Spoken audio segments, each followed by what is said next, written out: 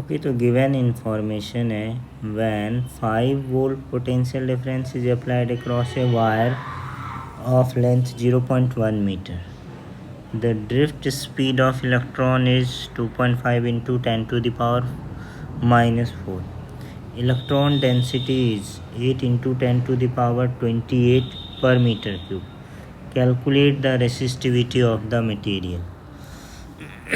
तो ठीक है, गिवन इंफॉर्मेशन है पोटेंशियल डिफरेंस V जो है 5 वोल्ट है, लेंथ जो है 0.1 मीटर है, ड्रिफ्ट स्पीड जो है 2.5 into 10 to the power -4 metre per second है, इलेक्ट्रॉन डेंसिटी दिया हुआ है 8 इंटू 10 टू द पावर 28 पर मीटर क्यूब, और हमें कैलकुलेट करना है रेसिस्टिविटी.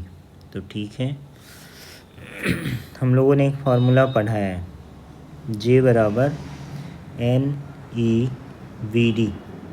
तो यहाँ से हम J फाइंड कर सकते हैं ना.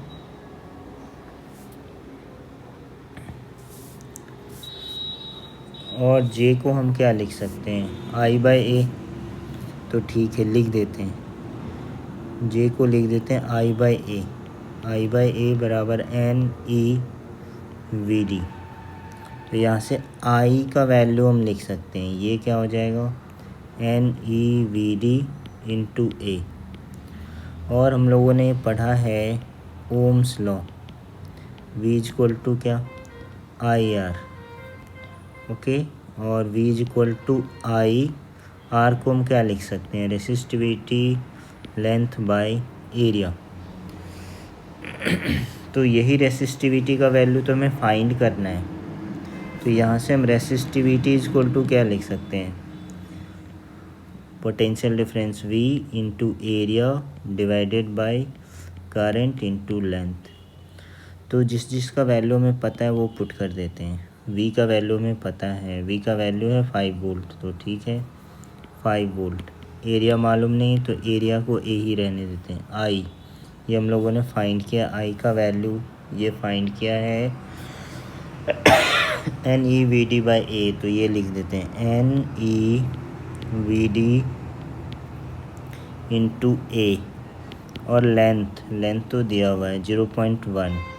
तो 0.1 ए कट जा रहा है, रो इक्वल टू हो जा रहा है 5/n. n का वैल्यू दिया हुआ है 8 इंटू 10 टू द पावर 28. तो 8 इंटू 10 टू द पावर 28. ई का वैल्यू तुम्हें पता है 1.6 इंटू 10 टू द पावर -19. और Vd ड्रिफ्ट स्पीड ये दिया हुआ है 2.5 इंटू 10 टू द पावर -4. तो 2.5 इंटू 10 टू द पावर -4.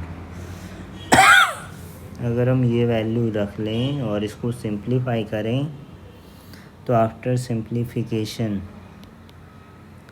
ये आ जाएगा कितना, 5 डिवाइडेड बाई 2.5 इंटू 8.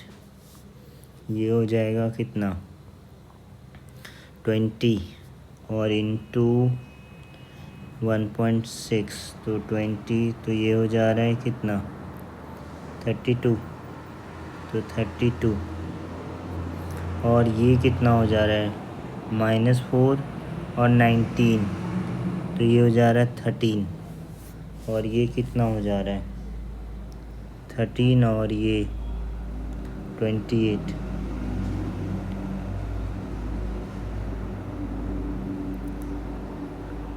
ये हो जा रहा है 23, और ये कितना हो जा रहा है, तो 23 और ये 8, ये हो जा रहा है 5. तो 5. अच्छा, एक बार कैलकुलेट करके देख ही लेते हैं. अगर हम कैलकुलेटर यूज़ करते हैं तो ये हो जा रहा है 8 इंटू 1.6 इंटू 2.5 32. तो ठीक है, ये तो ये हो रहा है, और 28 -19 और -4 ये हो रहा है 5. और 5 डिवाइडेड बाय 32 करें तो रो का वैल्यू आ रहा है 0.156 इंटू 10 टू द पावर -5.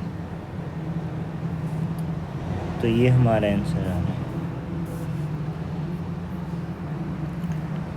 ओम पर मीटर।